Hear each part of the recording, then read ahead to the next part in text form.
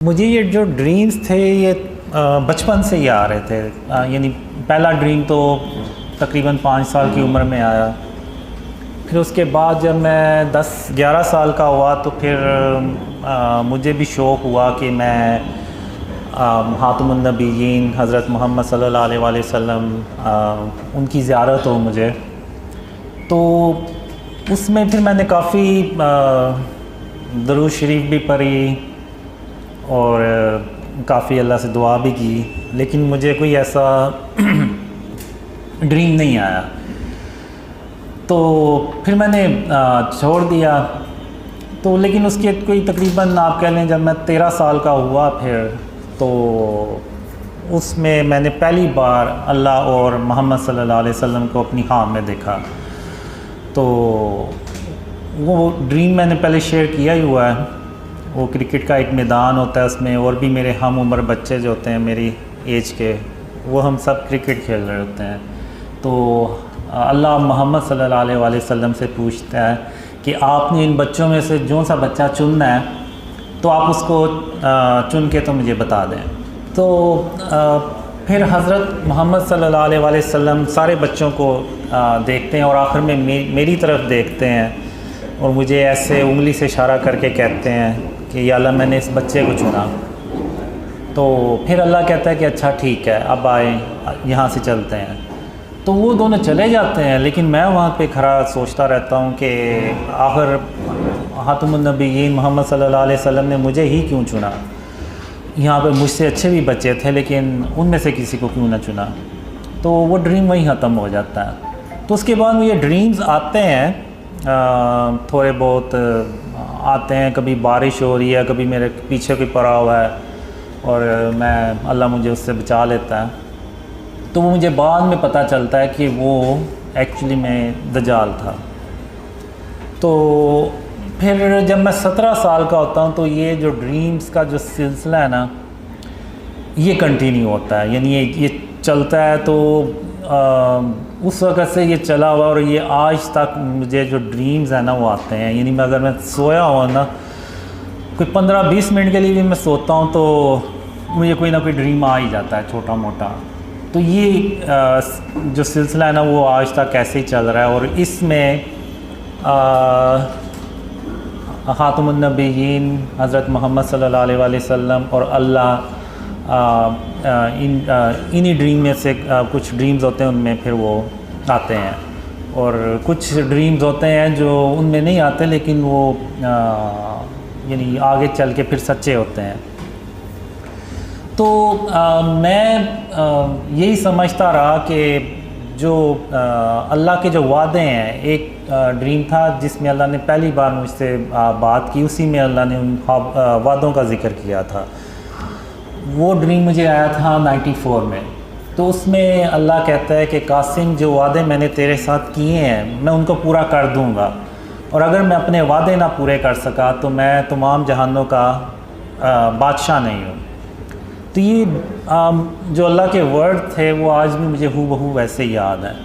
तो अब मैं यहाँ पे ये समझता रहा कि अल्लाह के वादे बस ये हैं कि मुझे एक लड़की भी थी जो ड्रीम्स में आती थी। तो मुझे बस यही रहा था कि अल्लाह के वादे ये हैं कि मेरी उससे शादी हो जाएगी और हैप्पी एंडिंग हो जाएगी बस। तो मेरा कभी दूसरी तरफ ध्यान ही नहीं गया कि जो ड्रीम्स अल्लाह ने मुझे क़यामत से रिलेटेड दिखाए हैं, जिसमें आप कह लें मेजर साइंस ऑफ क़यामा, याजूज मजूज, दज्जाल, ईसा अलैहिस्सलाम, और फिर क़यामत के दिन के ड्रीम्स। तो मेरा उस तरफ कभी ध्यान नहीं गया। और ये मुझे ड्रीम्स आए थे 2003 से 2005 के बीच में। इस तरह के बहुत ज़्यादा ड्रीम्स आए जो दज्जाल, ईसा अलैहिस्सलाम, याजूज माजूज और साइन ऑफ क़यामा, ये जो ग़ज़वा हिंद और जो क़यामत के दिन के बारे में ड्रीम्स थे। तो मेरा कभी ध्यान ही नहीं गया कि अल्लाह के वादे ये भी हो सकते हैं।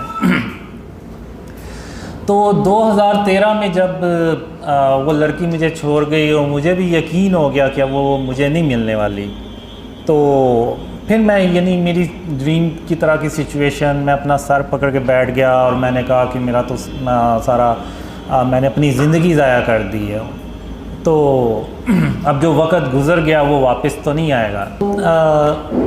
जनवरी 2014 में अल्लाह ने मुझे एक ख्वाब में बताया कि कासिम, मैंने उस लड़की के ज़रिए तेरी 20 साल आजमाइश की। मैं देखना चाहता था कि तू अल्लाह की रहमत से मायूस होने वालों में से तो नहीं है।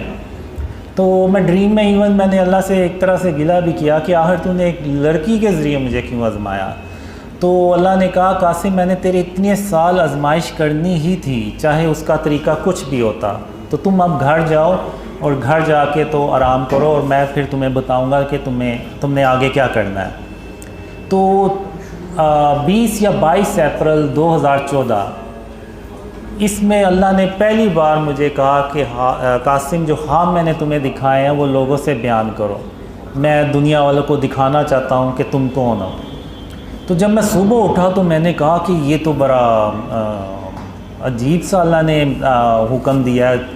ये तो ऐसा हुक्म है कि वो यानी अगर मैं मेरे घर वाले यकीन ना करें तो जो मुझे जानता ही नहीं है तो वो कैसे यकीन करेगा इन ड्रीम्स पे। तो बहरहाल फिर मैंने कहा कि मैं खातमुन नबीयीन मोहम्मद सल्लल्लाहु अलैहि वसल्लम का वेट करता हूँ कि वो क्या हुक्म देते हैं। तो वो भी कोई 7 दिन हफ्ता 10 दिन बाद ड्रीम्स में आए, तो उन्होंने भी मुझे वही कहा कि जो ख्वाब अल्लाह ने तुम्हें दिखाए हैं वो लोगों से बयान करो। तो चूँकि अब अल्लाह और मोहम्मद सल्लल्लाहु अलैहि वसल्लम दोनों ने मुझे वही हुक्म दिया तो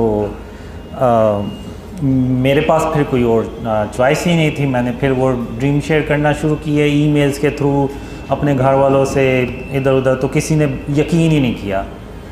तो फिर सितंबर में मैंने तकरीबन वो ईमेल्स के थ्रू भी ड्रीम्स शेयर करना छोड़ दिए। तो फिर अक्टूबर 2014 में एक ख्वाब में मैं अल्लाह से कह रहा होता हूँ कि अल्लाह, इन ख्वाबों पे कोई यकीन नहीं करने वाला और मैं सिर्फ अपना वक्त ज़ाया कर रहा हूँ। तो अल्लाह फिर कहता है कि नहीं कासिम, जब मैं किसी काम का इरादा करता हूँ तो फिर मैं उसको करके छोड़ता हूँ और मुझे रोकने वाला कोई भी नहीं होता। तो फिर अल्लाह इंटरनेट को बुलाता है और इंटरनेट को हुक्म देता है कि जो कासिम के ख्वाब है ना, ये पूरी दुनिया में फैलाओ। तो वो फिर वो दुनिया में फैलाता है। तो फिर उसके बाद मैंने करते करते जनवरी 2015 में ड्रीम्स को ऑनलाइन शेयर करना शुरू किया। वो भी एक तो इस ड्रीम से मुझे थोड़ा सा आइडिया हुआ और दूसरा ये था कि कोई दिसंबर के शुरू में खातमुन नबीयीन मोहम्मद सल्लल्लाहु अलैहि वसल्लम ख्वाब में एक ही रात में 2 बार आए और उन्होंने मुझे यही कहा कि कासिम, अपने ख्वाब लोगों से बयान करो, पाकिस्तान को बचाने के लिए, इस्लाम को बचाने के लिए। तो वो एक ही रात में 2 बार आए। तो मैंने यानी जब भी खातमुन नबीयीन मोहम्मद सल्लल्लाहु अलैहि वसल्लम एक ही रात में 2 बार ख्वाब में आए तो वो इसका मतलब होता है कि मुझे वो काम करना होता है। तो वो फिर मैंने जनवरी 2015 में स्टार्ट किए ड्रीम शेयर करना। तो इतने कमेंट्स बीच में नीचे इतने बुरे कमेंट्स आए तो मैंने कहा मैंने इस काम के लिए तो नहीं ये ख्वाब शेयर करना शुरू किए थे कि लोग मुझे बुरा भला के हैं।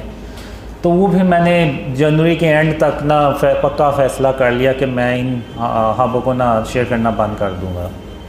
तो फिर 8 फरवरी 2015 उसमें ड्रीम में खातमुन नबीयीन मोहम्मद सल्लल्लाहु अलैहि वसल्लम आए और उनकी आवाज़ जो थी ना वो बहुत ही अफसरदा थी कि ऐसे जैसे अगर मैंने ये काम छोड़ दिया तो वो उनके लिए यानी बहुत बड़ा मसला हो जाएगा। तो उन्होंने फिर मुझे कहा कि कासिम, अल्लाह की रहमत से मायूस नहीं हुआ करते और तुम इस काम को मत छोड़ो और इसको करते रहो और अल्लाह तुम्हारी मदद कर रहा है और तुम अपनी मंजिल के बहुत करीब हो। तो मैं जब सुबह उठा तो मैंने कहा कि रसूल अल्लाह सल्लल्लाहु अलैहि वसल्लम के लिए जान भी हाजिर है, तो ये तो सिर्फ बुरे कमेंट्स हैं। तो फिर मैंने कंटिन्यू किया उसको काम को, लेकिन फिर भी दिल में था मेरे कि लोग क्या कहेंगे, यानी इस तरह से क्योंकि वो कमेंट्स बहुत ही बुरे होते थे, यानी अभी भी बुरे ही करते हैं कमेंट्स। तो फिर मार्च 2015 में अल्लाह ने एक खाम में कहा, यानी उसमें एक अल्लाह मुझे कहते हैं कि कासिम इन अंधेरों में कब तक पड़े रहोगे, बाहर निकलो और उस जगह को तलाश करो जो मेरी रहमतों और बरकतों से भरी पड़ी है। तो मैं बड़ा खुश होता हूँ कि अल्लाह मुझे इन अंधेरों से बाहर निकालने आया है। तो जब मैं बाहर जाता हूँ अपने घर से तो वहाँ पे मैं देखता हूँ 8-10 कोई भूखे शेर भरे साइज़ के वो घूम रहे होते हैं। तो मैं डर के अंदर भागता हूँ, मैं कहता हूँ कि ये तो मुझे वैसे ही कच्चा खा जाएंगे। तो मैंने फिर अंदर आके अल्लाह से भी कहा। तो इसी दौरान वो फिर 3 कुत्ते होते हैं वो जो खिड़की से अटैक करने लगते हैं, लेकिन वो फेंस लगी होती है तो वो वहीं से टकरा के तो पीछे हो जाते हैं। तो फिर मैं कहता हूँ अल्लाह से कि या अल्लाह तेरे सामने इन्होंने मेरे ऊपर हमला किया और तू मुझे ये कह रहा है कि वो शेर मुझे कुछ नहीं कहेंगे। तो फिर अल्लाह खैर उनको मार देता है और फिर अल्लाह मुझे कहता है कि कासिम या तो वो काम करो जिसका मैंने तुम्हें हुक्म दिया है, या फिर इन अंधेरों में हमेशा हमेशा के लिए पड़े रहो और तुम मेरा यकीन करो मैं तुम्हारी हिफाजत करूँगा और तुम्हें तुम्हारी मंजिल तक बाहिफाजत पहुँचाऊँगा। तो ये कह के अल्लाह वहाँ से चला जाता है। अब मैं उधर दीवार पे नीचे बैठ के तो सर टांगों में दबा के तो सोचता रहता हूँ कि और कहता हूँ कि मैं इधर भी अगर रहूँगा तो मौत मुझे यहाँ भी आ जानी है, लेकिन जैसा कि अल्लाह मुझे कहता है कि वो मेरी हिफाजत करेगा तो मुझे अल्लाह पे भरोसा करना चाहिए और बाहर निकलना चाहिए। तो फिर मैं वो बाहर निकलता हूँ, तो वो करते करते अल्लाह मुझे बचाते रहता है और मैं उस जगह पहुँच जाता हूँ। तो फिर अल्लाह मुझे कहता है कि कासिम क्या मैंने तुम्हें नहीं कहा था कि मैं तुम्हें तुम्हारी मंजिल तक बाहिफाजत पहुँचाऊँगा। तो फिर मैं अल्लाह से कहता हूँ कि हाँ या अल्लाह तूने अपनी बातें सच कर दिखाई। तो यहाँ पे फिर मैं कहता हूँ अल्लाह से कि अब मैं कल अपने जितने भी मेरे काम हुए मैं वो सारे कर लूँगा।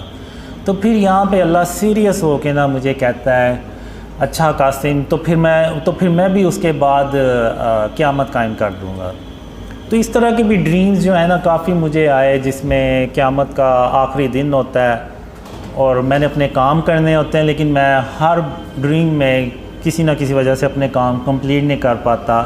लेकिन अल्लाह अपनी रहमत से क़यामत कायम नहीं करता और एक और दिन देता है जिसमें वो फिर मैं उससे अगले दिन जो होता है ना वो अपने सारे काम कंप्लीट करता हूँ। तो फिर जब अल्लाह ने मुझे ख्वाबों का हुक्म दिया शेयर करने का, तो फिर मैंने सोचा कि कहीं अल्लाह के वादे वो तो नहीं है जो मुझे एंड ऑफ टाइम से रिलेटेड आए थे, जिसमें हम ईसा अलैहिस्सलाम से जाके मिलते हैं और फिर वो क़यामत के दिन के ख्वाब। तो मैंने कहा हो सकता है अल्लाह के वादे जो है ना वो हों। लेकिन फिर भी जब मैंने ड्रीम शेयर करना शुरू किए तो मैंने कहा बस 2-4 लोग यकीन कर लेंगे, इससे ज़्यादा नहीं करेंगे।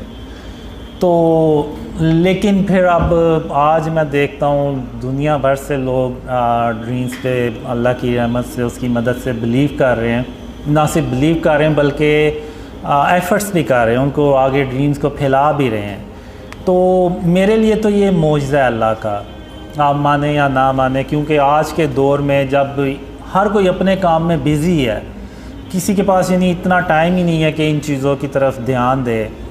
और ऐसे यानी जितने भी हैं सारे नाम हम आपस में कभी जानते थे एक दूसरे को, ना मुझे ये कभी जानते हैं ना कभी मिले, लेकिन फिर भी ये जो है ये ड्रीम्स फैला रहे हैं, वीडियोस बना रहे हैं और इस तरह से लोगों को यानी अक्सर के तो अपने यानी उनके अपने जो फ्रेंड थे उन्होंने भी उनसे फ्रेंडशिप तोड़ दी और उनके घर वालों में भी मसला हुआ, लेकिन फिर भी अल्लाह की मदद से और अल्लाह की रहमत से वो काम को कंटिन्यू कर रहे हैं।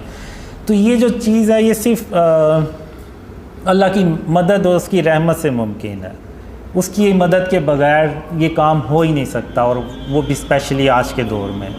तो मेरे लिए तो ये मौजज़ा ही है अल्लाह का, क्योंकि इसमें मुझे ड्रीम्स भी आए थे कि 2011 से 2013 में मैं कुछ ऐसे लोगों यानी जा रहा होता हूँ, कुछ रास्ते में मुझे ऐसे लोग मिलते हैं कि जिनको मेरे नाम का भी पता होता है, और उनमें से कुछ को इतना पता होता है कि अल्लाह ने मुझे किसी जगह जाने का हुक्म दिया है। और वो उनमें से ये भी कहते हैं कि हमें पता था आप यहाँ से एक दिन गुज़रेंगे। तो उस वक्त मैं ड्रीम में हैरान होता था और अपने आप से सवाल करता था आखिर ये लोग हैं कौन जिनको मेरे नाम का भी पता है और कुछ को इतना पता है कि मैं किस जगह जा रहा हूँ। तो ये सवालों के जवाब मेरे ख्याल से जब मैंने ड्रीम शेयर करना शुरू किए तो फिर मुझे ये जवाब मिले कि मैंने कहा शायद वो लोग आप ही हैं जिनको मैंने अपने ड्रीम्स में देखा और जिन्होंने मुझे पहचाना। तो अब आपने क्या सवाल पूछा था? जी, अब जब मैंने ड्रीम शेयर करना शुरू किए तो उसमें फिर जो अल्लाह और ख़ातमुन नबीयीन मोहम्मद सल्लल्लाहु अलैहि वसल्लम थोड़ा यानी नॉर्मल रूटीन से थोड़ा ज़्यादा आना शुरू हुए, जिनमें अल्लाह थोड़ा सा ज़्यादा आना शुरू हुआ। तो शुरू में जब मैंने ड्रीम शेयर करना शुरू किए तो फिर ख़ातमुन नबीयीन मोहम्मद सल्लल्लाहु अलैहि वसल्लम ने भी मुझे ड्रीम्स में कहा कि कासिम मेरा ये पैगाम लोगों को, मेरी उम्मत को दे दो कि जो तुम्हारी मदद करेगा वो ऐसे ही जैसे उसने मेरी मदद की। और फिर उसके बाद कुछ ड्रीम्स में ऐसे भी आया कि अल्लाह जो है ना वो गोल्डन पेपर्स में उन लोगों के नाम लिख रहा है जो यानी शुरू में इन ड्रीम्स को फैलाते हैं।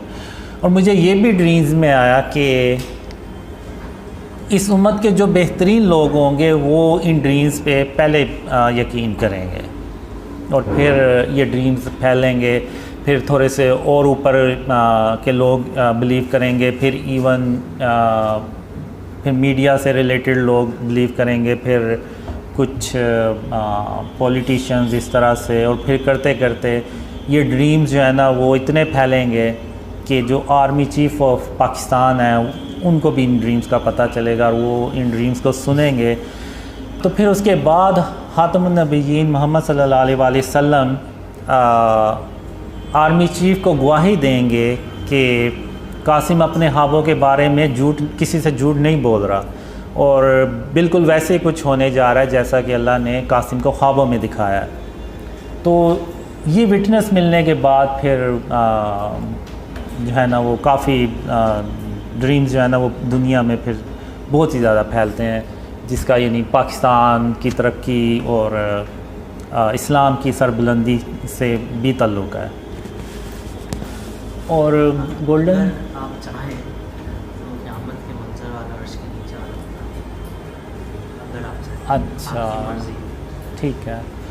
अब जो क़यामत का जो दिन होता है ना, जब अल्लाह क़यामत कायम करता है, इससे पहले मैंने एक ड्रीम में अल्लाह से पूछता हूँ कि अल्लाह आखिर ये कैसे होगा कि तू क़यामत के दिन हम सब को आवाज़ देगा और हम सब तेरी तरफ दौड़ते चले जाएंगे।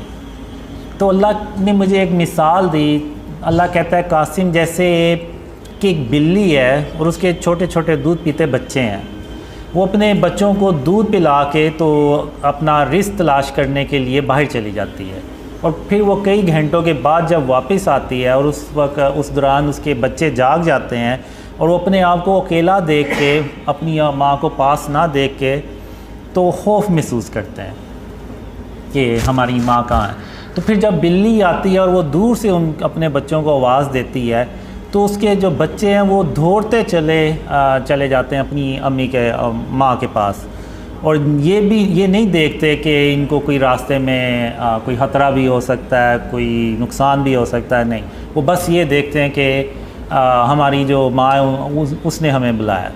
तो बिल्कुल इसी तरह मैं क़यामत के दिन जब तुम सबको आवाज़ दूँगा तो तुम सब इसी तरह मेरी तरफ दौड़ते चले आओगे और मेरे सामने हाज़िर हो जाओगे। तो अब जब मैंने देखा अपने ड्रीम्स में कि अल्लाह क़यामत कायम कर देता है, तो अब मुझे ऐसे लगता है जैसे मैं ज़मीन से उग के निकला हूँ, जैसे कोई पौधा उगता है तो उस तरह से ना मैं ज़मीन से उगा हूँ। और जैसे ही मैं उठा हूँ तो वो ऑलरेडी यानी होता है कि मैंने अल्लाह रब्बुल आलमीन के पास जाना है, यानी उसके सामने जाना है। तो अब मैं उधर ऐसे तेज़ चलता हुआ ना, तो जैसे अल्लाह ने ऑलरेडी मुझे बताया हुआ कि मैंने कहाँ जाके खड़े होना है। तो मैं उधर जाता हूँ और जाके खड़ा हो जाता हूँ, तो वहाँ पे खातमुन नबिय्यीन मोहम्मद सल्लल्लाहु अलैहि वसल्लम पहले से आगे खड़े होते हैं। तो अब जो अल्लाह का क़यामत के दिन जो अर्श होता है ना, उसका साया जैसे शाम का साया होता है ना, तो लंबा हो जाता है। तो ये अब जैसे ये अल्लाह का अर्श का साया है और इधर ये बाकी मैदान है, और सूरज इस तरफ होता है, काफ़ी भरे साइज़ में होता है, तो उसका जो ऐसे रोशनी आती है तो अल्लाह के अर्श के जो साया ना, वो ऐसे एक लंबा साया बन जाता है।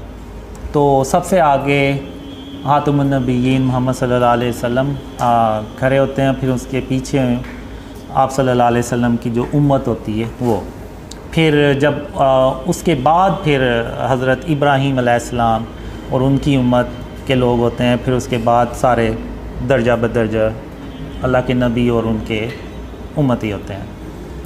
तो जो मैंने ड्रीम्स में देखा है, खातमुन नबिय्यीन मोहम्मद सल्लल्लाहु अलैहि वसल्लम की उम्मत की जो तादाद है वो बहुत ज़्यादा होती है बाकी नबियों की उम्मतों से।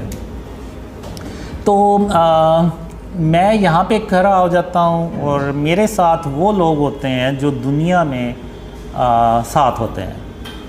तो अब मोहम्मद सल्लल्लाहु अलैहि वसल्लम यहाँ पे अब हमसे ना मुलाकात करने आते हैं, तो वो जितने भी लोग होते हैं वो सब खातमुन नबिय्यीन मोहम्मद सल्लल्लाहु अलैहि वसल्लम उनसे इन पर्सन मिलते हैं और वो कहते हैं कि आपने दुनिया में कासिम के साथ रहे और इस्लाम और यानी उस जो ड्रीम्स आए थे उस वक्त मुझे, तो उस वक्त मुझे नहीं पता होता कि हमने ऐसा आखिर क्या काम किया है कि खातमुन नबिय्यीन मोहम्मद सल्लल्लाहु अलैहि वसल्लम हमसे मिलने पहले आए हैं।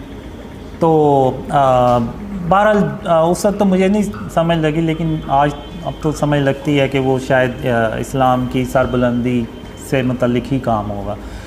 तो खातमुन नबिय्यीन मोहम्मद सल्लल्लाहु अलैहि वसल्लम फिर हमें कहते हैं कि आज अल्लाह जो है ना आपको खुश कर देगा, अल्लाह अपनी रहमतें और बरकतें आप पे नाजिल करेगा। तो इस तरह से मैंने ना वो ड्रीम में देखा, और उस वक्त मैं ड्रीम में भी यानी ये सोच रहा होता हूँ, हैरान हो रहा होता कि हमने आखिर दुनिया में ऐसा क्या काम किया होगा कि खातमुन नबिय्यीन मोहम्मद सल्लल्लाहु अलैहि वसल्लम खुद हमसे मिलने आए। तो वो इस तरह का ड्रीम होता है। तो उसके अलावा भी काफ़ी ड्रीम्स होते हैं, यानी उसमें ये जो एरिया होता है इधर सारे कुफ़ार होते हैं खड़े हुए, और उनके गर्दनों में और पूरा जंजीरों में जकरे होते हैं, और ऐसे यानी कि उनके ऊपर ये आज जो दिन है ना वो बहुत भारी है।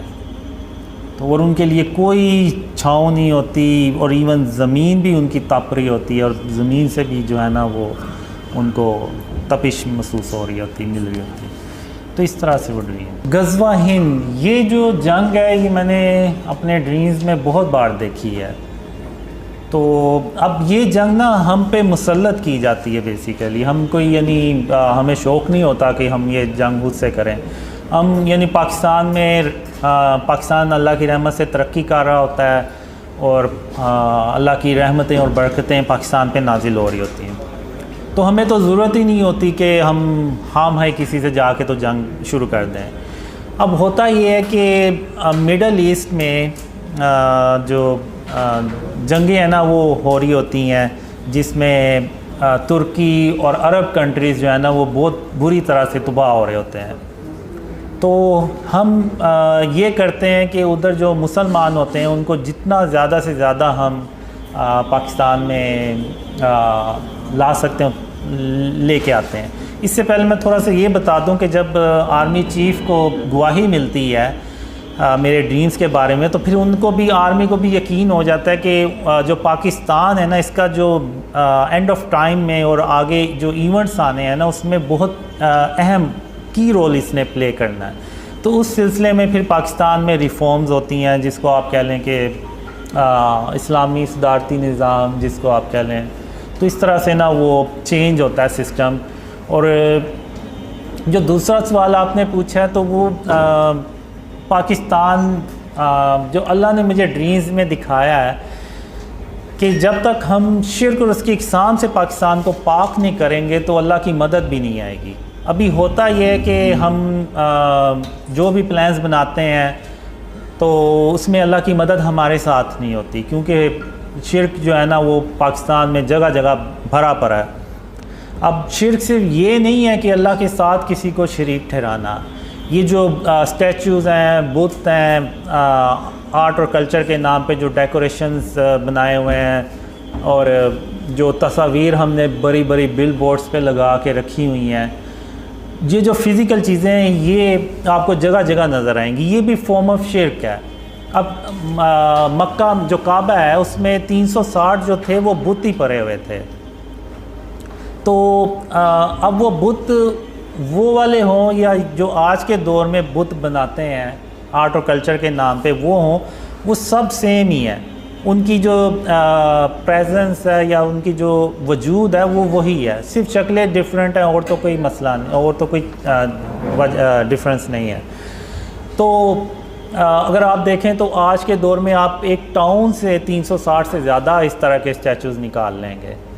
तो ये जो चीज़ें हैं ना ये सब फॉर्म ऑफ शिर्क में आती हैं। अब इब्राहीम अलैहिस्सलाम ने बुतों को तोड़ा, अब नौज़बिल्ला उन्होंने कोई उसको करना तो नहीं था लेकिन उन्होंने फिर भी तोड़ा, क्योंकि वो अल्लाह का हुक्म था और उन्होंने उस सरज़मीन को शिर्क से पाक करना था। तो वो तभी होता है जब वो बुत तोड़े जाए, बुत ख़त्म किए जाएं और तस्वीरें ख़त्म की जाएं। अब मैं यहाँ पे ये नहीं कह रहा कि लोग बाहर निकलें और तोड़ दें, ये हुकूमत का काम है और वही करे ये काम तो बेहतर है और उसे ही करना चाहिए, और वही कानून बनाएं कि इस तरह जो भी अपने दुकानों में स्टैचूज़ रखेगा या गैर ज़रूरी तस्वीरें लगाएगा तो उसको फ़ाइन होगा या जो भी। तो जब आर्मी चीफ़ को विटनेस मिलती है तो उसके बाद पाकिस्तान को शिर्क और उसकी इकसाम से पाक किया जाता है और फिर अल्लाह की मदद आती है, और जो हम प्लान्स बनाते हैं अल्लाह की मदद उसमें शामिल होती है। तो पाकिस्तान जो है ना वो तेज़ी से तरक्की करता है, और लेकिन दूसरी तरफ वो अरब कंट्रीज़ में डिस्ट्रक्शन होती चली जाती है और पाकिस्तान तरक्की करता चला जाता है और इंडिया से हज़म नहीं होता तो वो पाकिस्तान पे अटैक करने लगता है। तो उस वक़्त अल्लाह फिर 3000 काले रंग के जंगी जहाज़ भेजता है, और उन जंगी जहाज़ों को देख के तो इंडिया की अकेला पाकिस्तान पे अटैक करने की हिम्मत ही नहीं पड़ती। तो चूँकि अब पाकिस्तान तरक्की कर रहा होता है तो जो दुनिया के बाकी के मुल्क होते हैं ना उनको भी ये फ़ियर आना शुरू हो जाता है कि अगर हमने पाकिस्तान को ना रोका तो ये कल को हमारे ऊपर हुकूमत करेगा। तो चूँकि वो अरब कंट्री में ऑलरेडी डिस्ट्रैक्शन कर रहे होते हैं तो वो फिर इंडिया के साथ मिल के तो एक बहुत बड़ी जंग पाकिस्तान पे मुसल्लत करते हैं, तो जिसको कि वो गज़वा हिंद कहा जाता है। जो मैंने ड्रीम्स में देखा है वो शायद 100 झंडे 100 मुल्क हों जो सारे मिल के ना तो पाकिस्तान के ख़िलाफ़ हो जाते हैं। तो अब इस दौरान पाकिस्तान की जो आबादी है वो भी ज़्यादा होती है, क्योंकि लोगों को पता चलता जाता है कि ये एंड ऑफ टाइम और इस तरह से गज़वा हिंद का वक्त आ रहा है। तो लेकिन इसके बावजूद लोगों में ना वो कुछ मुसलमान जो पाकिस्तान में होते हैं उनमें फ़ियर भी होता है कि पता नहीं पाकिस्तान बचेगा भी या नहीं, क्योंकि वो दुश्मन ही इतनी बड़ी तादाद में होते हैं। तो लेकिन अल्लाह जो है वो पाकिस्तान की मदद करता है, और इस जंग में हातमुन नबीयीन मोहम्मद सल्लल्लाहु अलैहि वसल्लम खुद फ़िज़िकल शिरकत भी करते हैं और वो उस जंग में मौजूद होते हैं। लेकिन वो जो सरबराह होता है उसके इल्म में होता है या कुछ जो लोग होते हैं करीबी उनको पता होता है कि हातमुन नबीयीन मोहम्मद सल्लल्लाहु अलैहि वसल्लम भी इस जंग में शरीक हैं। तो अब जो मैंने ड्रीम्स में देखा है कि पाकिस्तान का 10% से ज़्यादा जो है ना वो नुकसान नहीं होना चाहिए इस जंग में, और फिर जब जंग शुरू होती है तो अल्लाह मदद करता है और पाकिस्तान जो है ना वो हिंदुस्तान को ना डिफ़ीट कर देता है। और जो मैंने ड्रीम्स में देखा है वो इतनी ज़्यादा तबाही होती है कि उसमें तकरीबन 80 करोड़ लोग जो है ना वो मारे जाते हैं, जिसमें बहुत ज़्यादा तादाद हिंदुस्तान उनकी होती है। तो उसके बाद मैं देखता हूँ तो जो औरतें, बच्चे और बुज़ुर्ग जो है ना, वो बहुत बड़ी करोड़ों की तादाद में बच जाते हैं। और हम उस जंग में भी ख़ातमुन नबिय्यीन मोहम्मद सल्लल्लाहु अलैहि वसल्लम के जो बनाए हुए असूल हैं जो जंगों में, वही हम उसको भी अपनाते हैं। और किसी यानी बच्चों को और बुज़ुर्गों को, औरतों को नहीं मारते। तो वो बच जाते हैं। तो वो फिर पाकिस्तान को पैगाम देते हैं कि या तो आप हमें भी मार दें या फिर आप हमें अपनी पनाह में ले लें। तो सब फिर हुकूमत ऐलान करती है कि आप दो मर्दों को 2-2, 3-3, 4-4 शादियाँ करें और उन औरतों को पनाह दें। तो उसके बाद फिर मिडल ईस्ट में पाकिस्तान जाता है काले रंग के जंगी जहाज़ लेके, और वहाँ पे रशिया और अमेरिका को शिकस्त देता है और पाकिस्तान अकेला जो है ना वो सुपर पावर बन जाता है। तो उसमें जो मैंने ड्रीम्स में देखा है कि जो हम यूरोप में जाने लगते हैं तो वो पहले ही हाथ खड़े कर देते हैं और वो जंग नहीं करते। वो कहते हैं आए आप और हम पे हुकूमत कर लें, इस तरह का कोई सीन होता है। और फिर पाकिस्तान जो है वो पूरी दुनिया में जब ख़ातमुन नबिय्यीन मोहम्मद सल्लल्लाहु अलैहि वसल्लम का सच्चा इस्लाम फैलाता है तो पूरी दुनिया अमन से भर जाती है। लेकिन इसका जो स्टार्ट है ना वो पाकिस्तान से होगा।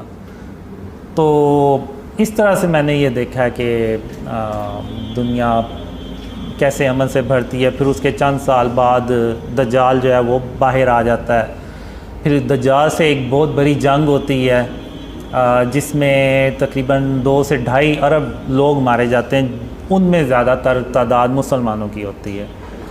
तो फिर उसके बाद दज्जाल के बाद फिर ईसा अलैहिस्सलाम आते हैं। फिर जो मैंने ड्रीम्स में देखा है कि अल्लाह मुझे ना जब दज्जाल आता है ना तो कुछ लोग होते हैं उनको अल्लाह कहता है कि इनको ले पहाड़ में ले जाके ना तो छुपा दो। अब वो एक पहाड़ होता है, उसके अंदर वो सारा तराशा होता है, अंदर पूरी एक बिल्डिंग सी बनी होती है, सब कुछ सारी सहूलतें होती हैं, अंदर रहने के लिए सारा फूड का इंतज़ाम होता है और वो वहाँ पे रहते हैं। और मैं उनसे कहता हूँ कि जब तक मैं ना हूँ आप लोगों ने इधर ही रहना है। तो फिर जब मैं दोबारा जाता हूँ तो वो ट्रेन पे उनको बिठाता हूँ और फिर वो ट्रेन पे हम जब जा रहे होते हैं तो याजूज माजूज रास्ते में हमारी ट्रेन पे अटैक करते हैं। तो अल्लाह जो है वो हमें बचा लेता है याजूज माजूज से भी। और फिर हम ईसा अलैहिस्सलाम के पास पहुँचते हैं और फिर ईसा अलैहिस्सलाम के साथ रहना शुरू हो जाते हैं। और फिर उसके बाद एक कोई बीमारी आती है जिसमें वो 2 से 3 हफ्ते में सारे मुसलमान जो है ना वो अल्लाह को प्यारे हो जाते हैं। तो उसके बाद शैतान जो होता है वो भी इंसानों की शक्ल में आ जाता है और जो कुफार होते हैं यानी वो बदतरीन लोग होते हैं। अब जब ईसा अलैहिस्सलाम आते हैं तो एक तरफ उम्मत के बेहतरीन लोग होते हैं और दूसरी तरफ आप कह लें कि इंसानी तारीख़ के बदतरीन लोग होते हैं। तो मुसलमानों के बाद वो शैतान जो है वो उनमें इंसानों की शक्ल में आ जाता है और वो उनको बहकाता है और फिर उन्हीं लोगों पे अल्लाह जो है ना वो बदतरीन जो लोग होते हैं ना उन पे क़यामत कायम करता है। तो इस तरह से मैंने ये ड्रीम्स में देखा है। अब जो रीसेंट ड्रीम है वो मैंने 3 दिन पहले देखा था, वो भी काले रंग के जंगी जहाज़ों के बारे में था।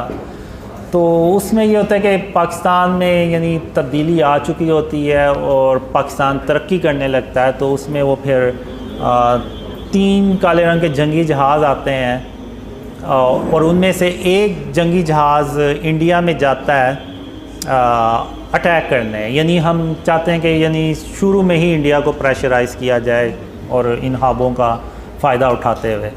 तो एक जंगी जहाज़ जाता है लेकिन इंडिया अलर्ट हो जाता है और वो काफ़ी यानी जहाज़ अपने भी उड़ाता है। तो वो जंगी जहाज़ जो है वो ऐसे हवा में खड़ा भी हो जाता है, रुक भी जाता है और फिर वो वेट करता रहता है। चूँकि वो जहाज़ ज़्यादा होते हैं तो वो फिर वापस आ जाता है। तो जब वो वापस आता है तो इंडिया जो है वो जैसे मैच जीतने के बाद पाकिस्तान से वो शोर शराबा करते हैं और हल्ला गुला करते हैं, तो उसी तरह उनके जो सारा करते हैं और उनके जो जहाज़ होते हैं वो भी ऐसे स्टंट करते हैं कि देखो हमने तुम्हारा जो जंगी जहाज़ आया था उसको भगा दिया।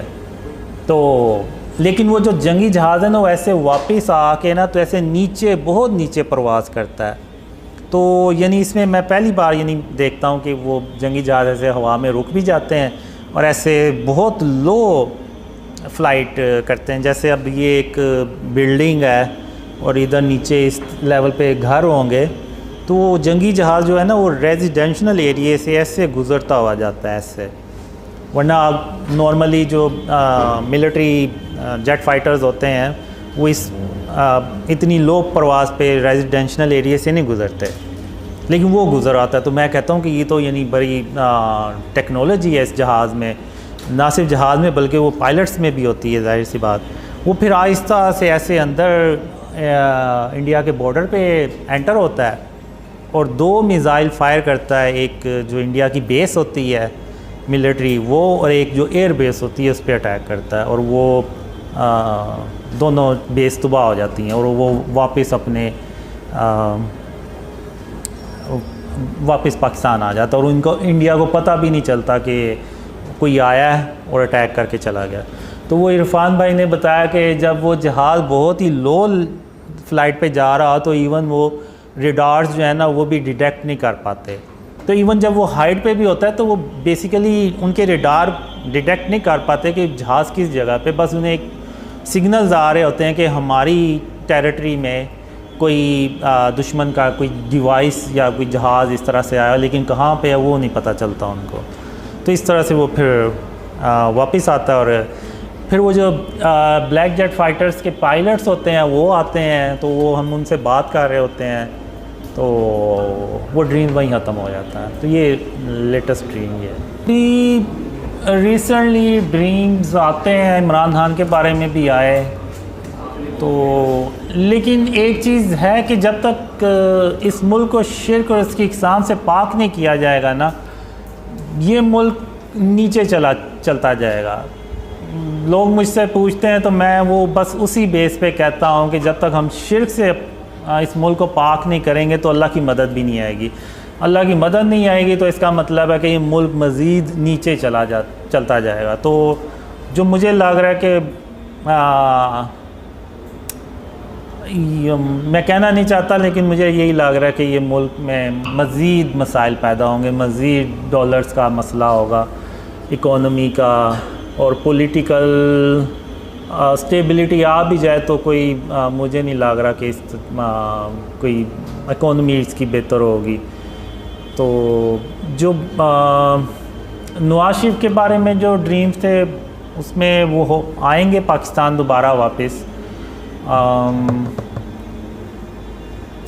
लेकिन अल्लाह खैर करे, बस मैं ये कहूँगा कि अल्लाह पाकिस्तान की मदद करेगा इंशाअल्लाह। लेकिन ये है कि जैसे जैसे वो ड्रीम्स फैलेंगे तो लोगों में जो शिर्क और उसकी इक़साम और उसकी अवेयरनेस है वो ज़्यादा होगी, तो लोग अपने आप को बचाएंगे शिर्क से।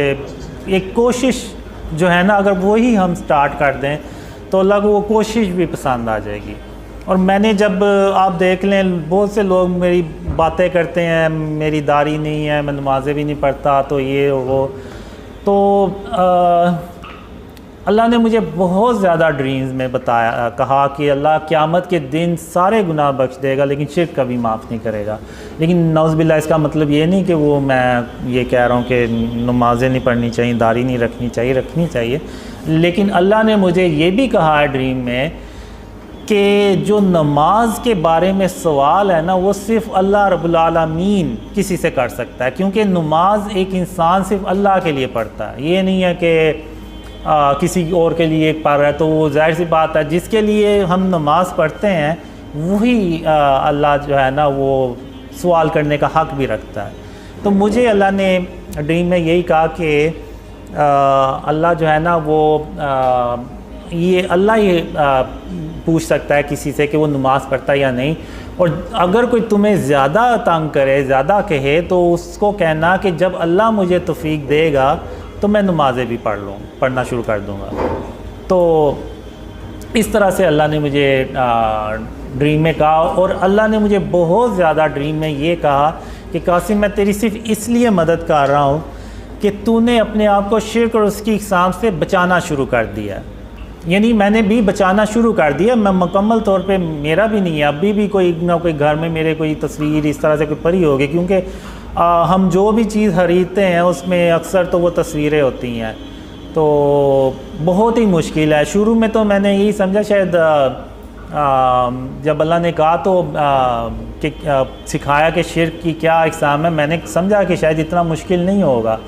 लेकिन जब अल्लाह ने सिखाना शुरू किया शिर्क के बारे में तो मैंने कहा ये भी शिर्क है, वो भी शिर्क है, और फिर मैंने कहा कि ये तो हर तरफ शिर्क ही शिर्क है, तो हम तो सब शिर्क में ही रह रहे हैं। तो मैंने बहुत कोशिश करने के बाद क्या कहते हैं कि घर से सारा कुछ ख़त्म किया, लेकिन अभी भी जो भी हर रोज़ कोई ना कोई चीज़ आ भी जाती है। तो मैंने वो स्प्रे पेंट भी रखा हुआ है कि कोई चीज़ अगर ज़्यादा देर के लिए रहनी है तो उस पर वो, और उसके ऊपर तस्वीर है तो उसके ऊपर फिर मैं स्प्रे पेंट कर देता हूँ। तो वो जो कोशिश है ना वो अल्लाह को पसंद आ गई। तो मुकम्मल तौर पे अभी तक मैं भी नहीं कर सका, लेकिन अगर हम पूरे पाकिस्तानी, अब आप देखें कि मैं 2015 में मैं अकेला था, मुझे कोई भी नहीं था जानता। इवन जो मुझे पुराने ड्रीम्स आते थे ना उसमें होता था कि लोग मुझे जान रहे हैं, पहचानते हैं, तो मैं बड़ा हैरान भी होता था। मैंने कहा लोग मुझे कैसे पहचानेंगे, कैसे जानेंगे, मैं तो घर से बाहर ही नहीं निकलता, ना मैं कोई सोशल पर्सन हूँ, ना मैं कोई सेलिब्रिटी या इस तरह से कोई डॉक्टर इंजीनियरों के लोग मुझे पहले से जान रहे हों और इस तरह से। तो ये मेरे लिए एक बहुत बड़ा सवाल होता था कि लोग मुझे जानेंगे कैसे। और 2015 तक तो मैं, आप कह लें कि मैं ज़ीरो था, यानी मैं अकेला ही था, यानी दोस्त यार भी कोई होंगे तो कभी शायद मुलाकात हो जाती थी उनसे। तो फिर जब अल्लाह ने ड्रीम शेयर करने का कहा तो ये बेसिकली अल्लाह की मदद थी, और अल्लाह उस वजह से मदद कर रहा था कि मैंने अपने आप को शिर्क और उसकी इक़साम से बचाना शुरू कर दिया। तो अल्लाह ने अब मदद की। तो अब आप देखें कि पूरी दुनिया से लोग जो हैं ना वो ड्रीम्स पे बिलीव कर रहे हैं और उनको फैला भी रहे हैं। तो अगर अकेला एक बंदा अगर शिर्क और उसकी इक़साम से अपने आप को बचाए तो अल्लाह उसकी इतनी मदद करे कि वो दुनिया के लोग उसको उसकी मदद करना शुरू हो जाएं। तो अगर हम 22 करोड़ आबादी जो लोग हैं वो अगर हम सारे शिर्क और उसकी इक़साम से बचाना शुरू कर दें अपने आप को, तो फिर आप सोचें कि जो अल्लाह की मदद आएगी तो ये कौम सालों में भी नहीं शायद महीनों में ये ऊपर जाना शुरू हो जाए। तो मैं तो यही पैगाम दूंगा कि मेरी फ़िज़िकल अपीयरेंस पे ना जाएं, आप उस पैगाम पे जाएं कि अल्लाह ने मुझे कहा था एक ख्वाब में कि कासिम ये दुनिया इतनी शिर्क से भरी हुई कभी नहीं थी जितनी ये आज शिर्क से भरी हुई है।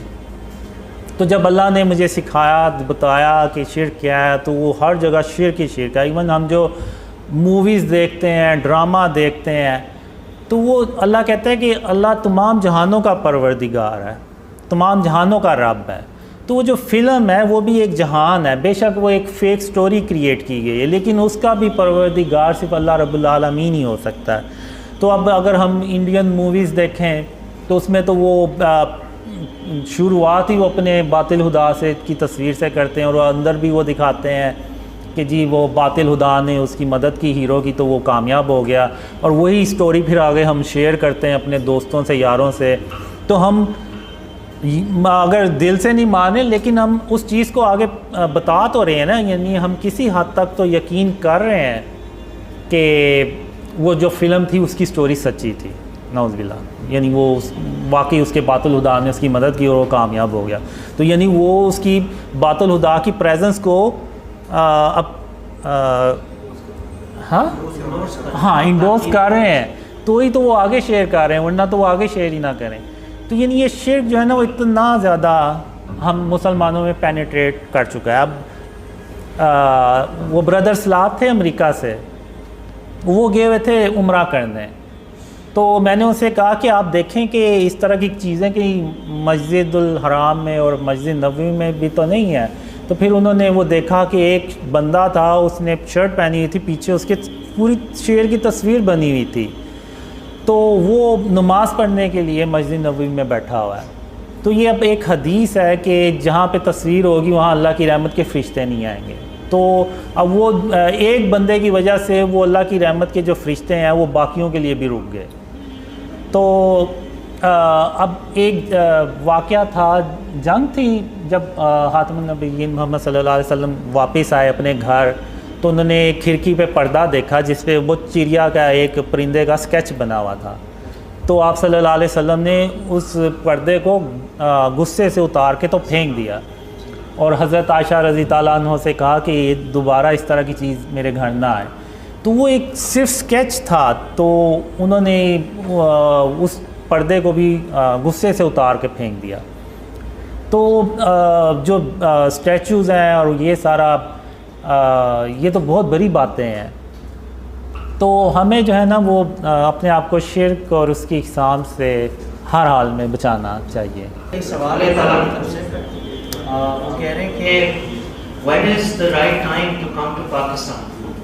ठीक है, सिस गोनिंग ये फरमा रही, उन्होंने उनकी तरफ से सवाल आगे फॉरवर्ड किया। और दूसरी चीज़ है कि कोई आपको ख्वाब है दुकान के बारे में कि मोहम्मद हनीफ ने पूछा दुहान धुआं की बड़ी निशानियों में से एक निशानी, 10 बड़ी निशानियों में से एक बड़ी निशानी ये। धुआं तो नहीं, मैंने डस्ट स्टॉर्म देखा है, वो जो बिल्डिंग होती है फ़लस्तीन के इलाके में बनती है, वो जब उसके बेस में एक धमाका सा होता है और वो पूरी दुनिया अरब कंट्रीज़ में फैलता चला जाता है।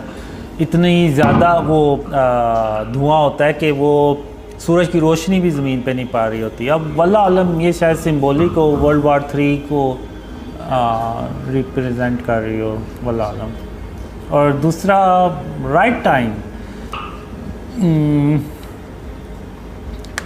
the right time to come to Pakistan is when you see the dreams spread a lot, यानी जब बहुत ज़्यादा ड्रीम फैल जाएं और पाकिस्तान के हालात भी बेहतर होना शुरू हो जाएं, तो तब यानी इंशाल्लाह जब शिर्क का खात्मा होना शुरू हो जाए, जी जी, और हुकूमती लेवल पर जब ये उसूल बन जाए, जी, तो तब means when you see dreams are spreading a lot and we Pakistani started to remove the shirk and its form within the country, then after it the help of Allah will come to Pakistan inshallah, because you are not a Pakistani who will come to Pakistan, so it will be very difficult for you guys to live here in this situation. The current situation is not good. So when the situation will be good, then you can come to Pakistan inshallah.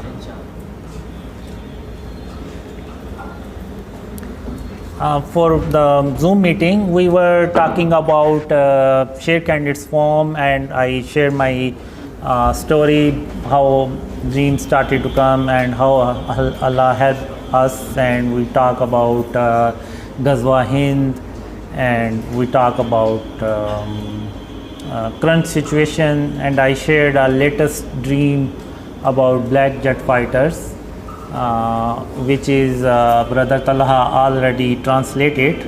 So inshallah I will try to share that dream inshallah. ठीक है ज़ीशान, पहला सवाल आप पूछ लें। कासिम भाई अपना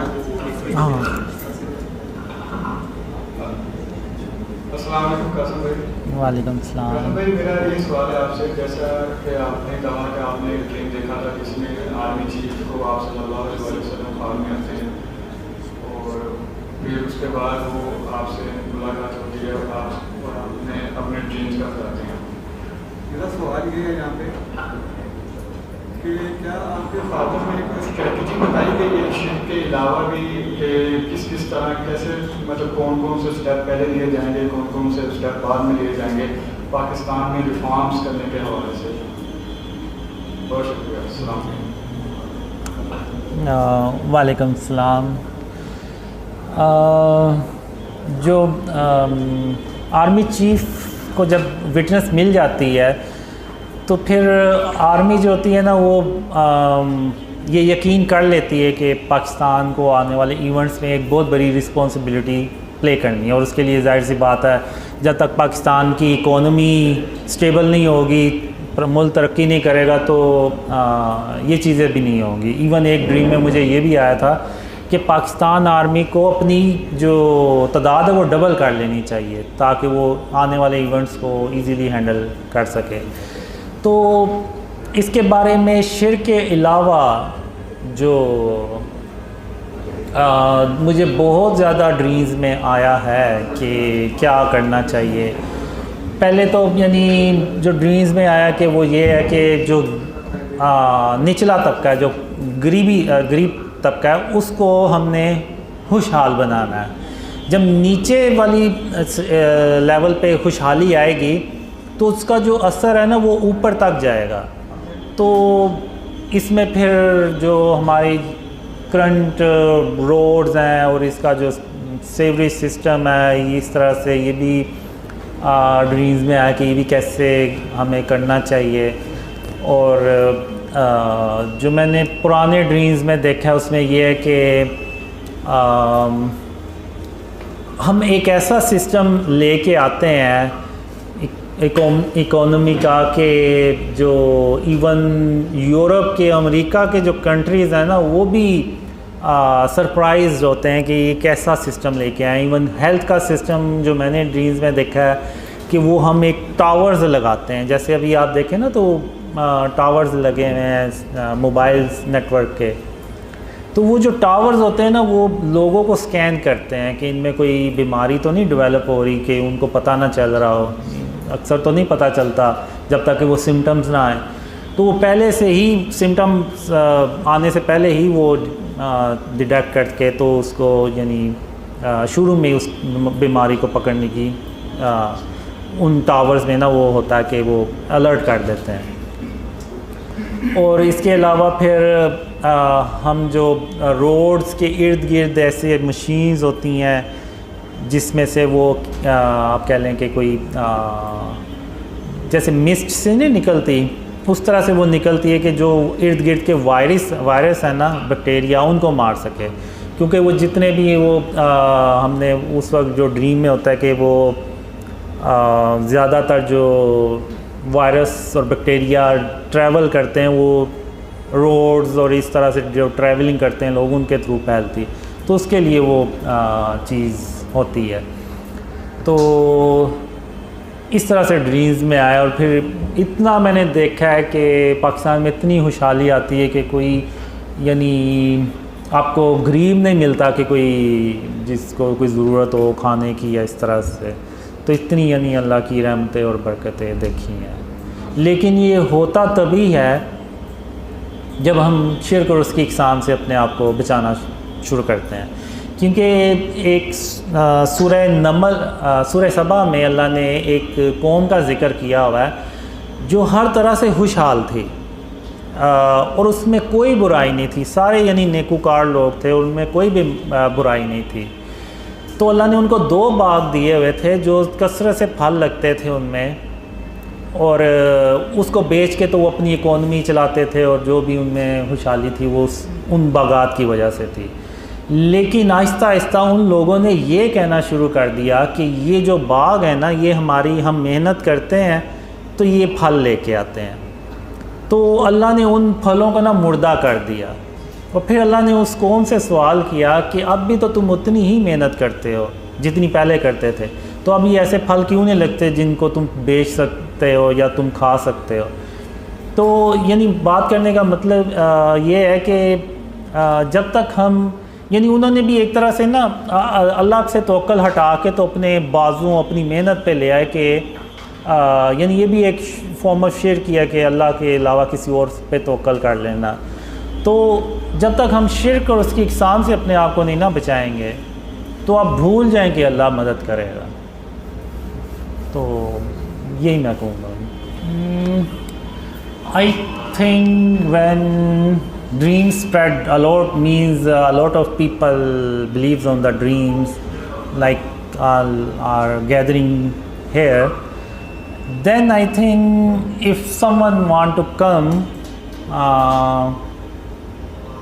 then we can also is able to help them. So without local support, it will be very difficult for you guys to settle in Pakistan. But now the situation is about the dream spreading is by the mercy of Allah is a lot. So there is people who believes on the dreams in Pakistan, but still I will say wait a little more. So more people believes on the dreams, the more will be easy for you who want to come early. It will be more easy for them to settle in Pakistan because they will have more support. But still I will say wait for the right time to come to Pakistan, inshallah. I think Qasim Bhai answered this before also. So you should listen to Qasim Bhai and obey, and he's telling you to come at a later point in time. So you should obey, you should look for the signs. When it's the appropriate time, you should come.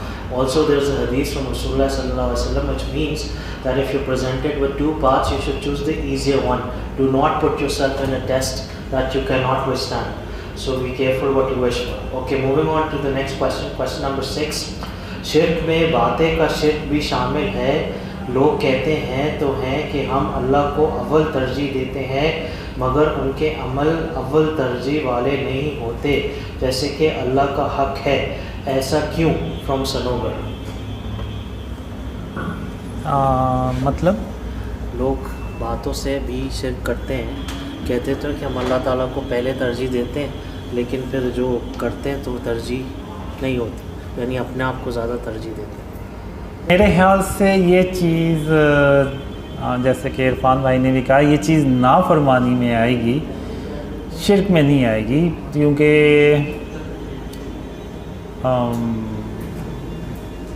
शिर्क तो वो है कि जो यानी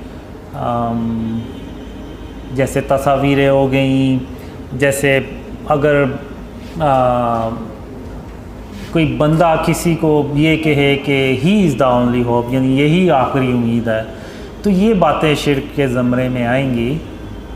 इस तरह की बातें हमें नहीं करनी चाहिए, क्योंकि हम इंसान हैं, तो इंसान गाफिल भी हो जाता है, लेकिन उसकी नीयत ये नहीं होती कि वो नौज़बिल्ला यानी शिर्क करे. अब जैसे मैं भी हूँ सुस्त और लेज़ी किस्म का, तो अब मैं भी बाज़ बातों में करता हूँगा, और जैसे मैं भी सो जाता हूँ, तो इस तरह से अज़ान हो रही है, नमाज़ नहीं पढ़ रहा, तो ये चीज़ें नाफरमानी में तो आएंगी, जैसे इरफान भाई ने भी कहा, लेकिन ये शिर्क के ज़मरे में नहीं आएंगी.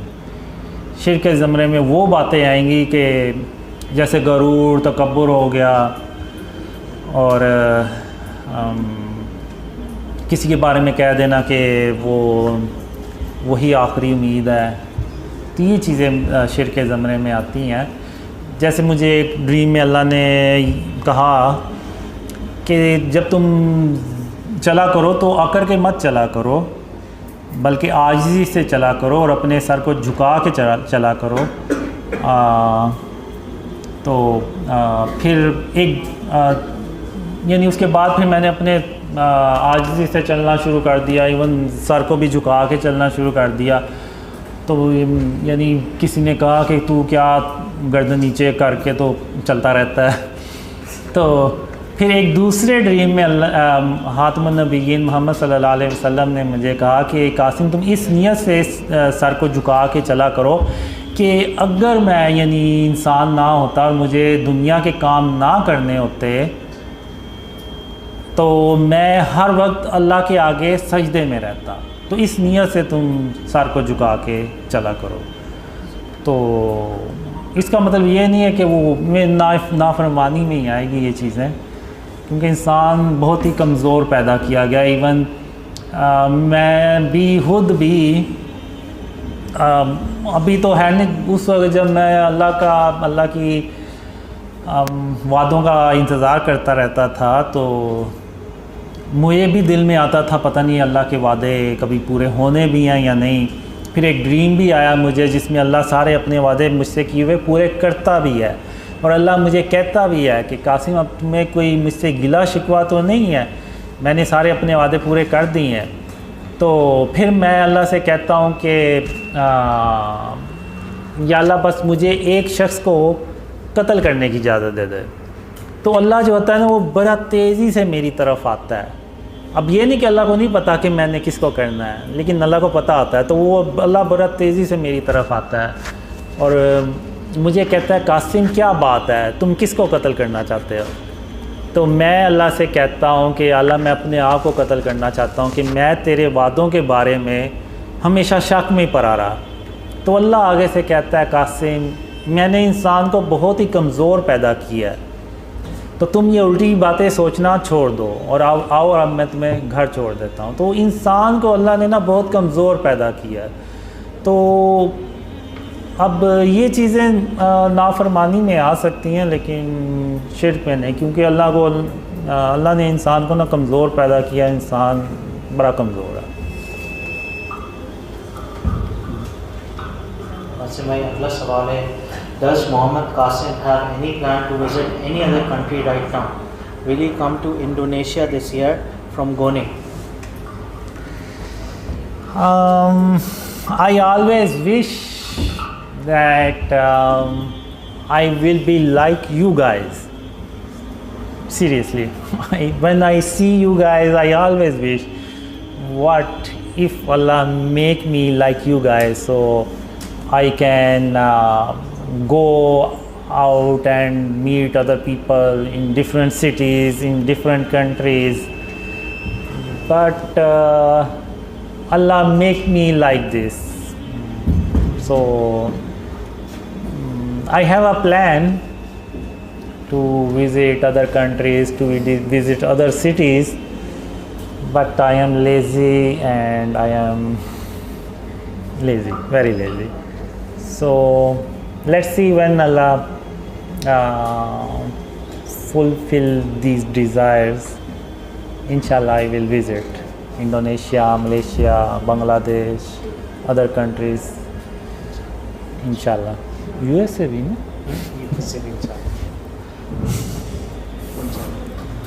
This is just the humility of Qasim bhai. Actually, की वालदा भी बीमार है, so because Qasim bhai's mother is ill and she needs attention, and Qasim bhai is the only one with her right now. So I think that is one of the reasons that Qasim bhai is not traveling, or maybe he's seen some dreams that he's not sharing with us. So maybe because of that reason. Question number 8. Have brother Qasim seen any dream about Tabut Sakina, Mohammed Shiraz? Tabut Sakina पर आपने कोई ख्वाब देखा है? क्या ताबूत सकीना? ताबूत Sakina English में पूछा किसी ने? उर्दू में भी यही कहते हैं। मोहम्मद शिराज।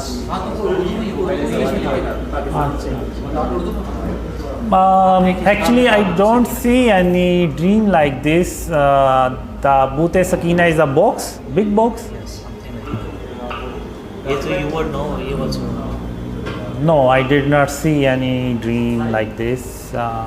Sorry, मैंने इस तरह का कोई ड्रीम नहीं देखा अभी। वो जाने का